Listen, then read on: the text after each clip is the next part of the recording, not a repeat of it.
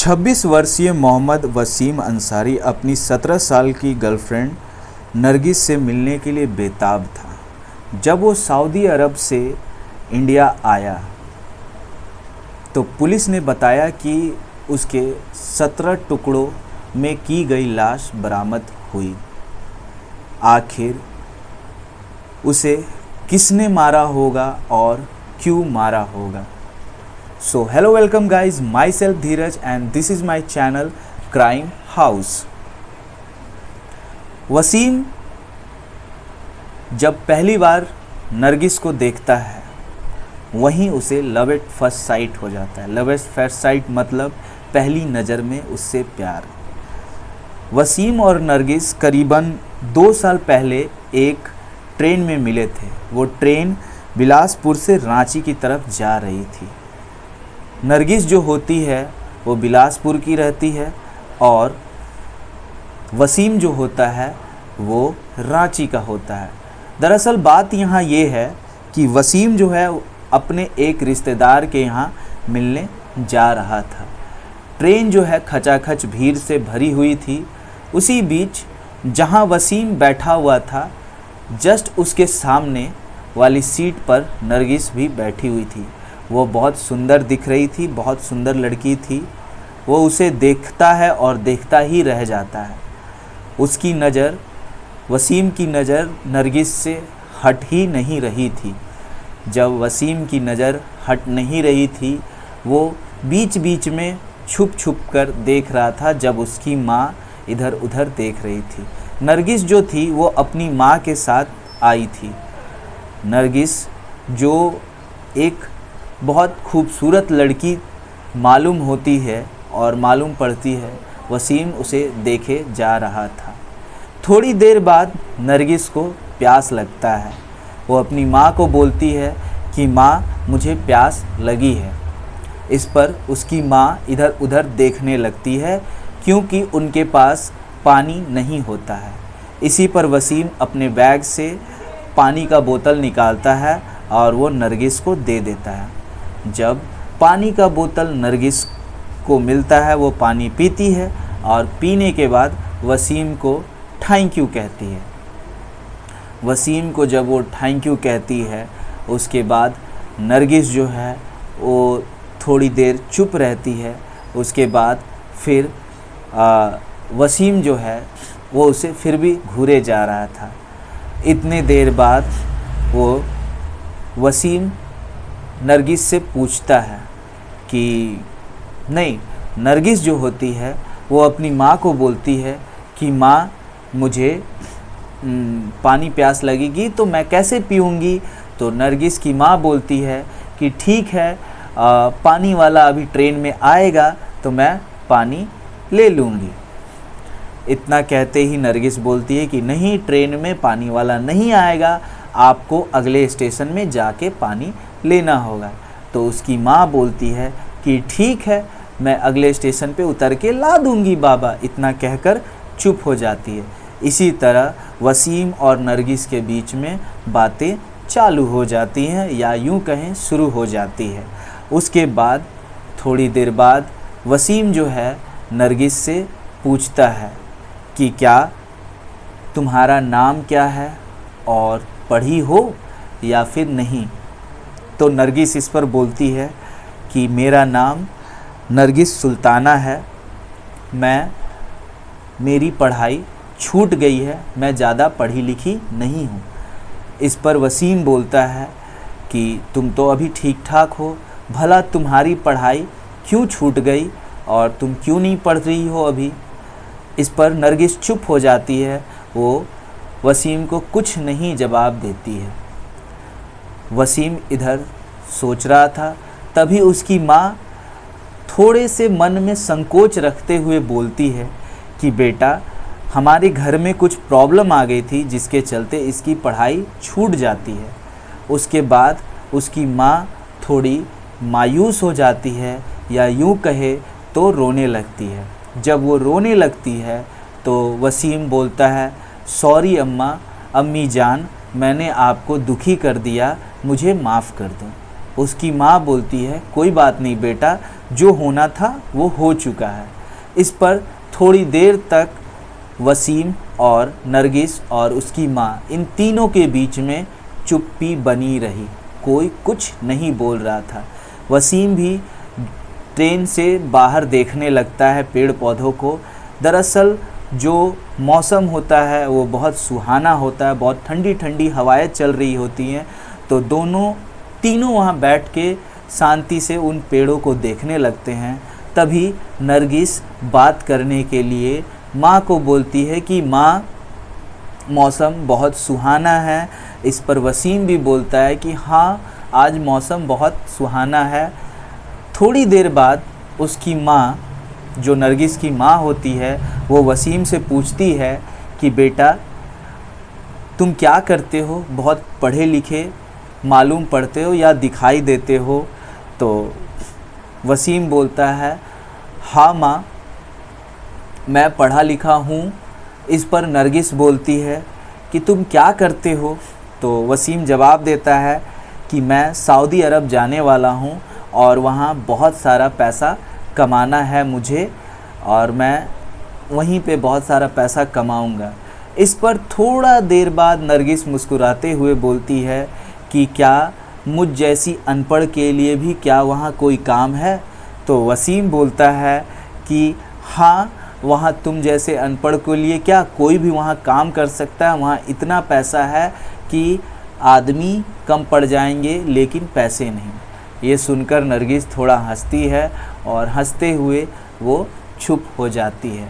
उसके बाद थोड़ा थोड़ा बात होता है और उस बीच में जैसे ही उसकी माँ पानी लाने जाती है, वो दोनों अपने नंबर एक्सचेंज कर लेते हैं। एक्सचेंज करने के बाद वो दोनों के बीच में बातें चलती रहती हैं। बीच बीच में कभी नरगिस फ़ोन करती हैं तो कभी वसीम फ़ोन करता। इस तरह बातें चलते रहती हैं जब तक कि वसीम सऊदी अरब नहीं गया था। एक दिन वसीम उसे फ़ोन करता है और बोलता है कि मैं सऊदी अरब जा रहा हूँ और मैं वहाँ बहुत सारे पैसे कमाने जा रहा हूँ। इतना कहता है और कहने के बाद फ़ोन कट जाता है। अब आता है कुछ दिन बाद, जब नरगिस के पास एक कॉल आता है और कॉल में और कोई नहीं वसीम होता है। वसीम कहता है हेलो, मैं वसीम बोल रहा हूँ। नरगिस शिकायती लहजे में बोलती है हाँ बोलो, तुम्हें आज मेरी याद आई है। तो वसीम बोलता है यार तुम ऐसी बातें क्यों कर रही हो, मैं तो तुम्हें हमेशा याद करता रहता हूँ।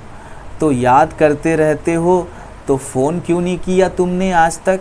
तो बोलता है कि यहाँ इतना काम रहता है कि मैं क्या ही बोलूँ, और क्योंकि मुझे बहुत सारा पैसा कमाना है जिसके चलते मैं पूरे मन लगा के काम कर रहा हूँ। इस पर नरगिस बोलती है कि तुम बस पैसे ही कमाते रहो और मैं तुमसे बात भी ना करूं। तो वसीम बोलता है नहीं यार, ऐसा नहीं है, मैं तुम्हें 24 घंटे याद करते रहता हूं और सोचता हूं कि कब मैं तुमसे मिल पाऊंगा। इस पर नरगिस बोलती है कि तुम मेरे लिए वहाँ से क्या गिफ्ट दोगे। तो वसीम बोलता है कि मैं तुम्हारे लिए आ जाऊं वो काफ़ी नहीं है, तुम्हें गिफ्ट चाहिए। तो नरगिस बोलती है हाँ वो तो ठीक है, लेकिन तुम मेरे लिए क्या गिफ्ट भेजोगे। तो इस पर वसीम बोलता है कि ठीक है, मैं तुम्हारे लिए कुछ ऐसा गिफ्ट भेजूंगा जो तुम्हें बहुत पसंद आएगा। इस पर नरगिस बोलती है कि अगर मुझे पसंद नहीं आया तो मैं वापस भेज दूंगी। इतने देर बाद वसीम थोड़ा सोचता है, उसके बाद बोलता है ठीक है भेज देना, कोई बात नहीं। और इतना कहकर फ़ोन डिस्कनेक्ट हो जाता है। दरअसल बात यहाँ ये है कि वसीम जो है सऊदी अरब में काम करता है और नरगिस जो है वो अपने गांव में रहती है।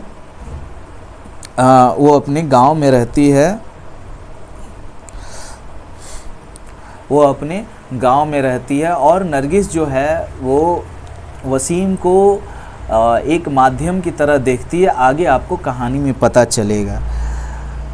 अब कुछ दिन ऐसी यूं ही बात करते करते कुछ समय बीतता है और वसीम ने अपनी गर्लफ्रेंड को फ़ोन किया। और फ़ोन करने के बाद वो दिन कौन सा था, 26 जून 2024 का शाम के टाइम में उसे फ़ोन आता है और वसीम बोलता है कि मैं 2 जुलाई को तुमसे मिलने आ रहा हूँ।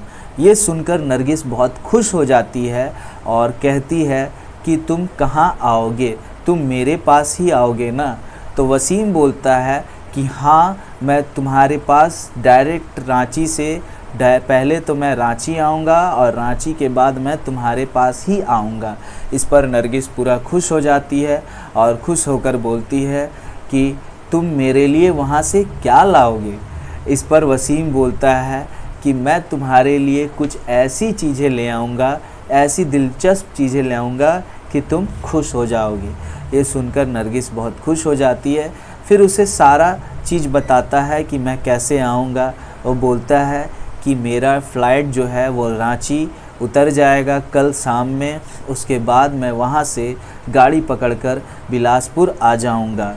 इस पर नरगिस बोलती है कि बिलासपुर तुम आओगे, वहाँ से तुम चेतमा एक गांव का नाम है, वहाँ तुम आ जाना। तो बोलता है ठीक है, मैं आ जाऊँगा। फिर नरगिस जो होती है वो बोलती है कि तुम वहीं रुकना बिलासपुर, मैं तुम्हें लेने गाड़ी से आ जाऊंगी। तो वो बताता है कि तुम क्यों आओगी, मैं वहाँ अपने आ जाऊंगा, तुम क्यों परेशान होती हो। तो फिर वो बताती है कि मेरे एक भाईजान हैं जिनका नाम है बादशाह, उनके साथ मैं उनके गाड़ी को लेकर मैं तुम्हें पिक कर लूँगी। इतना कहकर वो फिर थोड़ी देर बाद वसीम बोलता है कि तुम्हें शायद ये नहीं पता कि मैं तुमसे मिलने के लिए कितना बेकरार हूँ। और इस पर नरगिस भी बोलती है कि मैं भी तुमसे मिलने के लिए बहुत बेकरार हूँ, क्या तुम मुझसे मिलने आओगी। तो नरगिस का जवाब होता है कि तुमने मेरे लिए इतना कुछ किया है, तुम मेरे लिए इतना पैसा कमा रहे हो, तुमने मेरे लिए इतने सारे गिफ्ट भेजे हैं, साड़ियाँ भेजी हैं, मैं कैसे नहीं आऊँगी, मैं ज़रूर आऊँगी। ये बोलने के बाद नरगिस फ़ोन डिस्कनेक्ट कर देती है।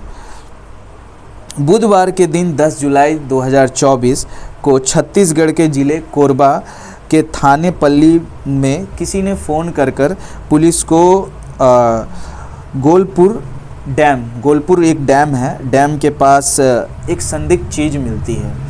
पुलिस वहाँ पहुँचती है। पुलिस अपने एक चमन लाल जो थाना प्रभारी होते हैं, उनके साथ कुछ कर्मियों को लेकर वहाँ पहुँचती है। जब वो वहाँ पहुँचते हैं तो वो क्या देखते हैं कि वहाँ एक बैग था। उस बैग के ऊपर मक्खी भिनभिना रही थी और बहुत गंदी दुर्गंध आ रही थी। जब पुलिस ने अपने कर्मियों को बोला कि इस बैग को खोलो, जब बैग खुला तो सबके पैरों तले से ज़मीन खिसक गई, क्योंकि उसमें लाश के कितने छोटे बारीक टुकड़े 17 टुकड़े किए गए थे। लेकिन सोचने वाली सबसे बड़ी बात यह थी कि उसके अंदर उस लाश का गर्दन नहीं था। ये सुनने के बाद जो वहाँ के एसओच थे, उन्होंने गोताखोरों को बुलाया। गोताखोर आए और गोताखोर आने के बाद उन्हें डैम में जाने के लिए कहा गया कि जो लाश मिली है, इस लाश का गर्दन जो है खोज के निकालने के लिए। लेकिन वो गोताखोर उसमें गए और उन्हें वहाँ कुछ नहीं मिला। जब वो ऊपर आए तो उन्होंने बताया कि सर हम लोग बहुत नीचे तक गए लेकिन हमें कुछ नहीं मिला। इतना कहने के बाद एसओचओ जो होते हैं वो उस लाश को देखते हैं, उसमें जो सामानें रहती हैं उन्हें देखते हैं। तो उसमें से एक आधार कार्ड मिलता है जिसमें ये लिखा होता है वसीम अंसारी पुत्र मोहम्मद जमीर अंसारी, और उसमें एक पासपोर्ट रहता है। पासपोर्ट के साथ एक फ़्लाइट का टिकट रहता है। जब फ़्लाइट का टिकट रहता है उसमें, और जो एक फ़ोन भी रहता है, उसके बाद उस बॉडी को पोस्टमार्टम के लिए भेज दिया जाता है। जब उस बॉडी को पोस्टमार्टम के लिए भेज देता है और यहाँ पर पुलिस के पास एक सुराग था वो उसका फ़ोन और उसके आधार कार्ड और उसके फ़्लाइट के टिकट। उस आधार कार्ड से उसका पूरा एड्रेस पता चल जाता है। फिर उसके परिवार को बुलाया जाता है, परिवार आता है। परिवार में एक जाफ़र नाम का उसका भाई होता है जो बताता है कि 2 साल से सऊदी अरब में सेफ्टी ऑफिसर के रूप में मेरा भाई काम कर रहा था और वो यहाँ आने वाले था, इसकी किसी को खबर नहीं थी। और ये कहानी में आपने पहले भी देखा कि वो डायरेक्ट उस लड़की के पास पहुंचता है। ये बात पुलिस सुनकर थोड़े देर के लिए आश्चर्य हो गई और पुलिस अपने जांच पड़ताल को तेज कर दी। इस बीच उस पूरे इलाके में सनसनी फैल गई थी, क्योंकि ये मामला पहली बार उस इलाके में हुआ। इतनी बेरहमी से किसी ने उसे मारा था। 17 टुकड़े आप इमेजिन कर सकते हो इंसान की। इस तरह से वो पूरा इलाका डर में था। इस पे पुलिस पे प्रेशर बनता जा रहा था और पुलिस प्रेशर में आकर जांच पड़ताल और तेज करती है। तो उस मोबाइल से जो डाटा रिकवर होता है उससे पता चलता है कि जो वसीम जो था एक नरगिस नाम की युवती से बातचीत करता था। वो जो युवती थी वो बिलासपुर की थी और पूरा माजरा अब धीरे धीरे समझ में आने लगा था पुलिस को। पुलिस जो है नरगिस के बारे में पता लगाती है तो पता चलता है कि नरगिस जो है एक बादशाह नाम के लड़के के साथ फ़रार हो गई और वो उससे प्यार करती थी।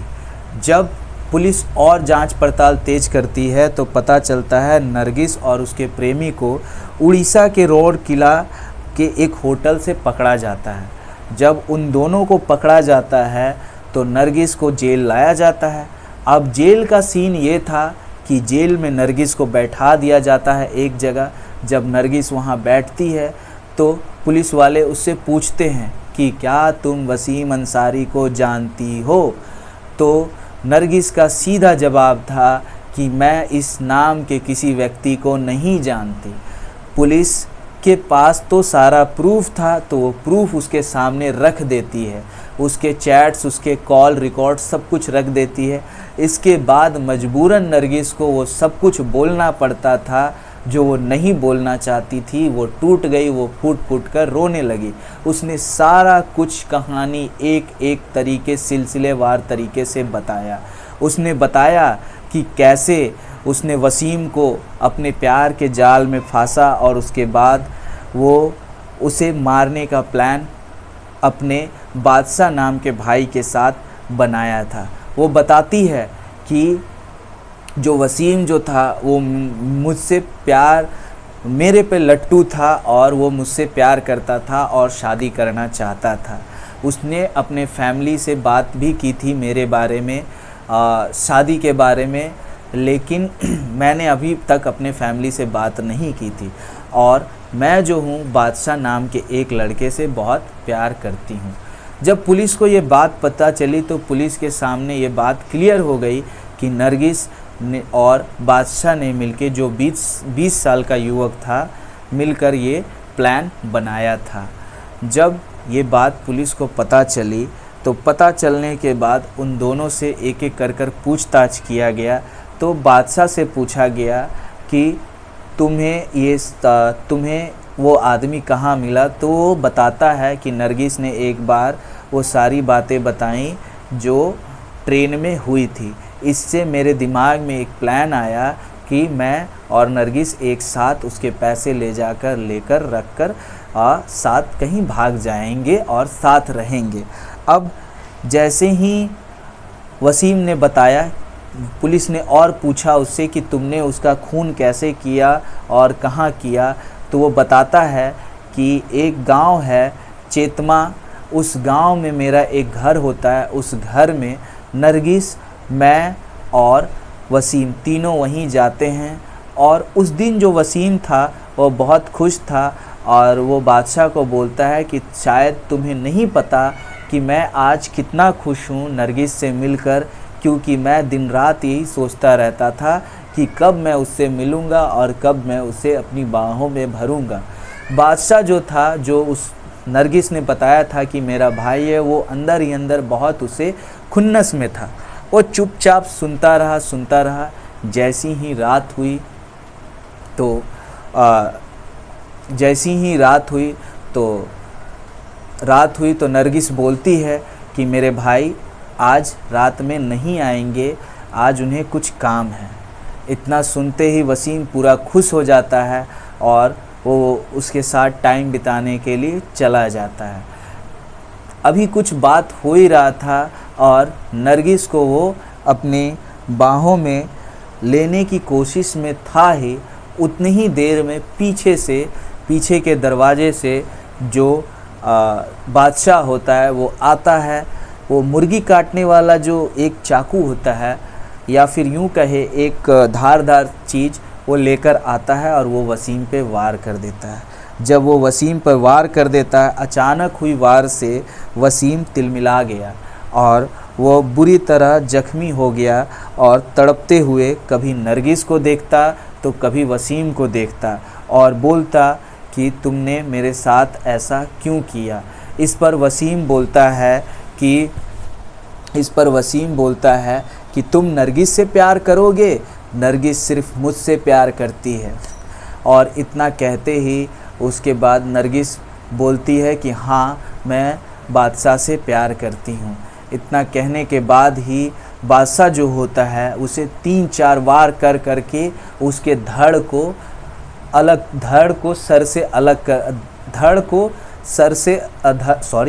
शरीर को धड़ से अलग कर देता है और अलग करने के बाद वो वहीं पर उसका पैर पकड़े रहती है और वो अपना दम तोड़ देता है। उसके बाद वो दोनों एक बैग को ले आते हैं और लाने के बाद उसके छोटे छोटे टुकड़े कर उस बैग में भर देते हैं और बैग में भरने के बाद उसे ले जाकर एक डैम में फेंक आते हैं। जब फेंक आते हैं तो जब यहाँ पर उसने फेंक दिया तो वसीम बोलता है कि हम लोग यहाँ से उड़ीसा भाग जाएंगे। ये कहानी सुनाने का उद्देश्य हमारा आपकी भावनाओं को ठेस पहुंचाना नहीं, बस हमारा उद्देश्य आपको सचेत करना और सावधान करना है, क्योंकि हमारे समाज में ऐसे भी लोग रहते हैं जो अपने स्वार्थ के लिए आपको कभी भी कहीं भी नुकसान पहुंचा सकते हैं। तब तक के लिए आप जहां भी रहें स्वस्थ रहें और मस्त रहें। मिलते हैं अगले कहानी में।